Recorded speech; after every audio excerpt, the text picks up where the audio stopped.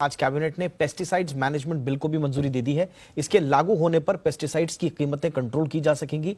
Bill में central pesticide board बनाने का भी प्रावधान है और नए प्रावधानों के तहत केमिकल की क्वालिटी, मार्केटिंग और पैकेजिंग के नियम सख्त होंगे।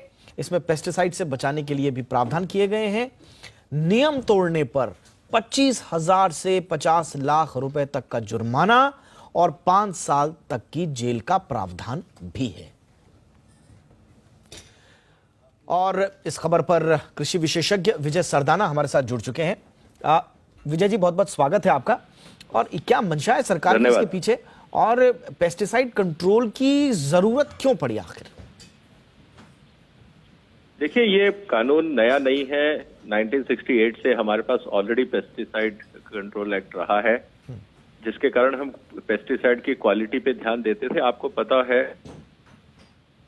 40 करोड़ है, आने वाले समय में 150 पार करेगी। फूड सिक्योरिटी इस देश का बहुत बड़ा चैलेंज है और ये हमें समझना पड़ेगा कि जो खाना हमारे लिए अच्छा होता है वो कीड़ों के लिए भी अच्छा होता है। और इसीलिए जो भी हम फूड प्रोडक्शन करेंगे वो सुरक्षित रहे, उसको आदमी तक सही सुरक्षित हालत में पहुंचे, इसके लिए जो टेक्नोलॉजी इस्तेमाल में होती है उसके ऊपर कानून बनाए जाते हैं। और यही कारण है कि जो पेस्टिसाइड मैनेजमेंट बिल है, ये जो एग्रो केमिकल्स यूज होते हैं अपने फूड प्रोडक्शन में, ये उसको मॉनिटर करेगा, उनकी क्वालिटी कंट्रोल करेगा, ताकि देश में खाद्य सुरक्षा बनी रहे और अच्छा खाना लोगों तक मिलता रहे। लेकिन सरदाना जी, इसमें चैलेंजेस क्या रहेंगे? क्योंकि हमने देखा, आपने खुद कहा कि पेस्टिसाइड कंट्रोल एक्ट हमारे पास ऑलरेडी है और हमने देखा इससे पहले मार्केट से ऑक्सीटोसिन जैसे कई केमिकल्स पर बैन लगा, लेकिन उसके बावजूद तो धड़ल्ले से बिक रहा है।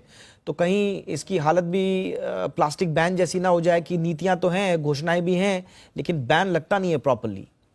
देखिए, वही इस जो बिल में सबसे बड़ा प्रावधान की जो कमी है वो हमें समझना पड़ेगा कि जब भी सरकार प्रावधान बनाती है वो प्राइवेट सेक्टर पे या मैन्युफैक्चरर्स पे शिकंजा कसती है, लेकिन जो डिपार्टमेंट है उसमें जो करप्शन है, वहां जो गलत पेस्टिसाइड होते हैं या इंस्पेक्टरों की मिली भगत से जो डुप्लीकेट या स्पूरियस पेस्टिसाइड बाजार में चलते रहते हैं, उन इंस्पेक्टर्स पे कोई कार्रवाई का कहीं प्रावधान किसी कानून में नहीं होता है। तो ये एक सरकार की नीयत अच्छी है, लेकिन जो मंशा है कि उसको कंट्रोल कैसे करना है, जब तक आप उन अधिकारियों को भी अकाउंटेबल नहीं बनाएंगे जिनके क्षेत्रों में डुप्लीकेट पेस्टिसाइड बिकते हैं, जिनकी लैब में सैंपल जाता है लेकिन उस सैंपल की क्वालिटी क्या है ये जनता को और किसानों को नहीं बताई जाती है, वो जो एक ओपेकनेस है, ट्रांसपेरेंसी की कमी है, इसके कारण जो आप कह रहे हैं कि इफेक्टिव एनफोर्समेंट नहीं हो पाता है।